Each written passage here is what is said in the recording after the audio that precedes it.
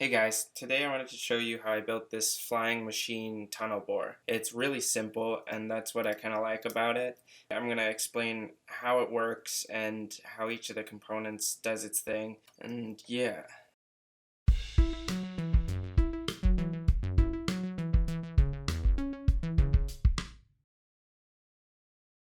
It only takes one block layer with one on the top or the bottom. It doesn't really matter which one you put it on.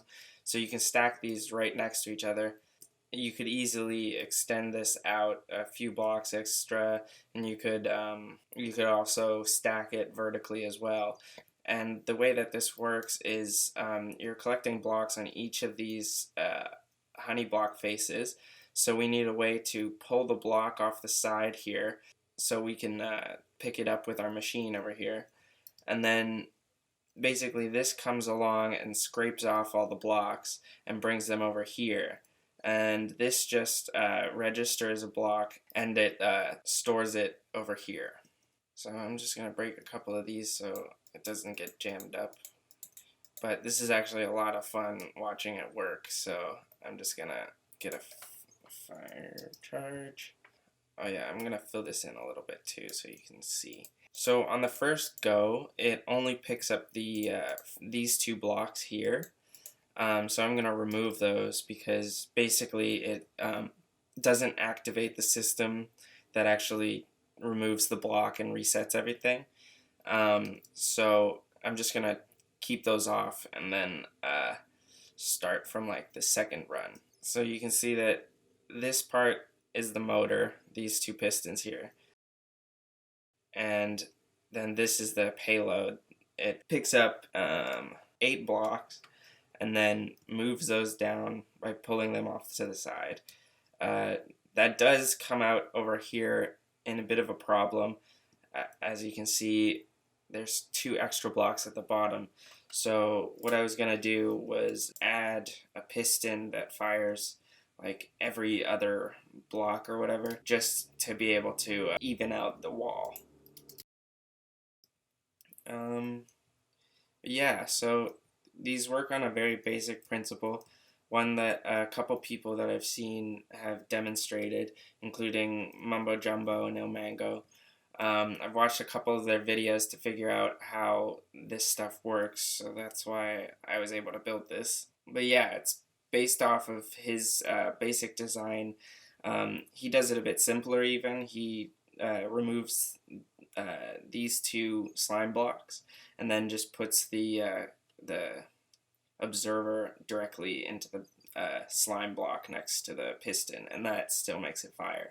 And this here is actually so when it hits the wall, it can detect that and then bounce back. And the way it works is this observer here, it basically sends a signal through this into the redstone lamp, and because the lamp has a delay in how long it turns off, this actually registers a second pulse. So basically the piston here is firing twice, and that makes it start reversing in the other direction. And also this observer, it only fires once into this block, so this is only triggered after the object moves. So by the time it gets to the end, you can see that it places this into the wall and then hits it and then bounces back and then takes the block, as you can see.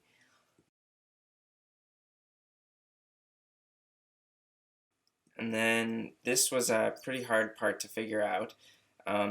What I tried before was to put it on top to be able to remove the blocks.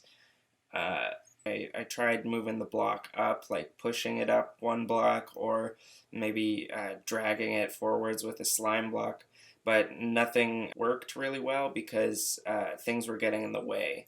Like there's this observer that slides over, and it can be taken off by these pistons if the timing's wrong and everything. So I couldn't make it much more complicated than this. So I felt like it would be easier to deal with the extra blocks at the bottom over here. yeah, it's not very complicated at all because these pistons just come by and take off the blocks that are above, next to, and below. And all these do is they put the one on the side that would be stuck below. And the way that that all happens is if you come under the ground here, you can see a little bit more of the circuitry. But basically, when a block passes this observer, goes over here into a little flip-flop that basically lengthens the pulse and makes it so it can be accepted by a bunch of repeaters. Because before you get too short of a pulse and it gets lost in the repeaters. And yeah, so, and it also takes it from a pulse and it turns it into a single on signal.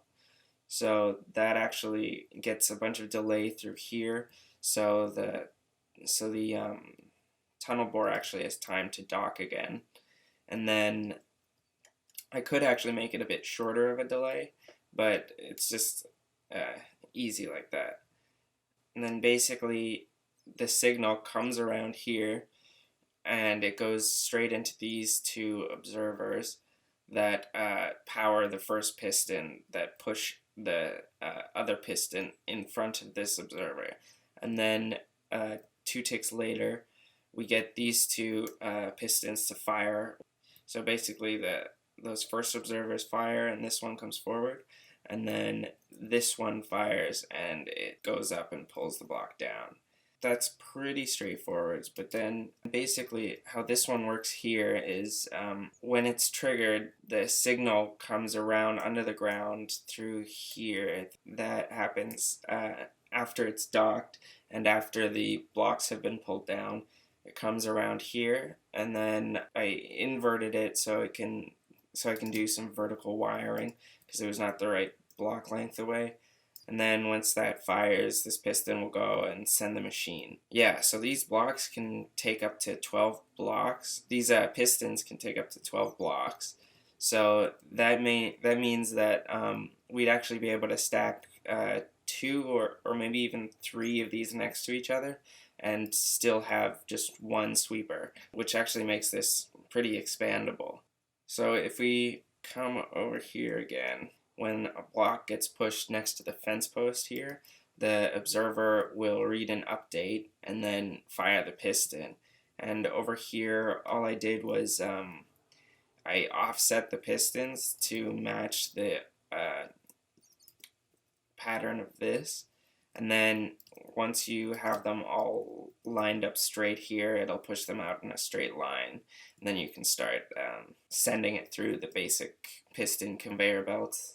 Basically, it works on the same fence post thing, but it gets a bit complicated on the back because you have to be able to power the pistons with each of the different observers.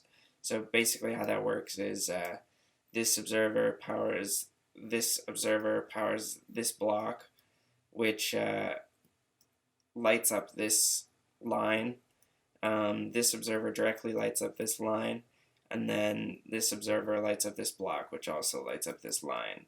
And the line also energizes this block above the piston, which actually fires this one and this one. And then there's a little piece of redstone down here that goes underneath this piston because it can travel through the piston into the back of that one. This right here is actually the block detector. So inside here we have a repeater and then a redstone block that's sending the signal through these blocks, and every time they update or move, they'll turn this off for a second, which will make this line blink, and that gives you the ability to, when this comes and pushes a block and then reaches the end here, which would be about here, the observer will register that and then start going in the other direction.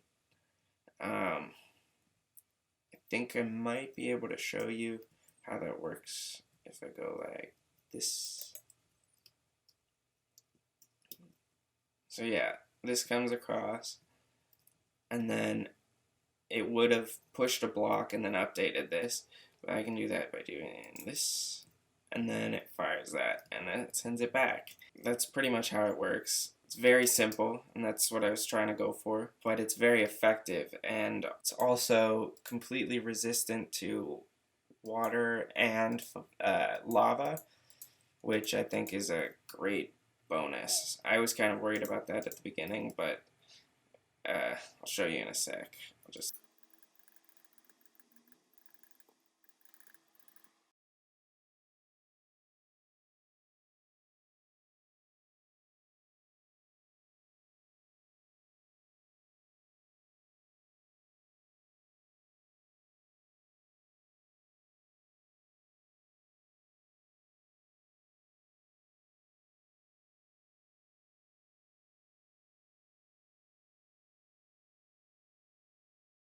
there may be a problem with falling blocks, but I haven't tested that yet.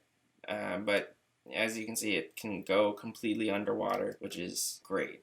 I think the next thing I have to test is the falling blocks to see how it does. But for a normal tunnel borer, I think that's actually pretty good.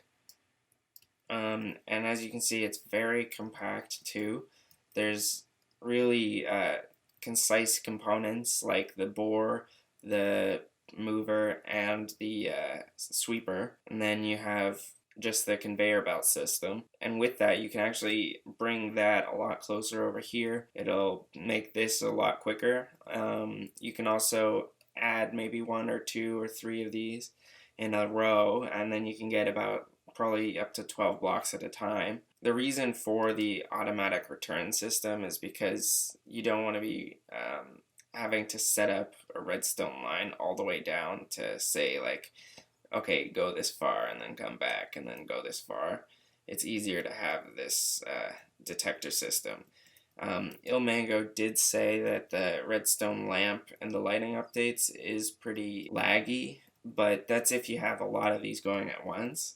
If you have it on just one like this, I think it's fine. As long as you don't have like 30 of these going at once, like you can probably have like 2 or 3 and it won't mess you up, and it won't mess your computer up that bad. I've been trying to find a video on how to make an actual tunnel boring machine. Like the only videos that have come up have been like Ilmango's videos that are super complex and involve all of these different components, and I kind of just wanted something that if I send it and like walk with it, it'll keep going and then dig a huge tunnel. Like I think that's pretty cool in itself. I could maybe even add a part that pulls these blocks into here so we can have like an actual tunnel. That would be a cool adjustment, but I don't know how viable that is anyway. So yeah, I hope you liked my tunnel boring machine, because I've been playing around with redstone a lot lately and I thought this was really cool. Bye!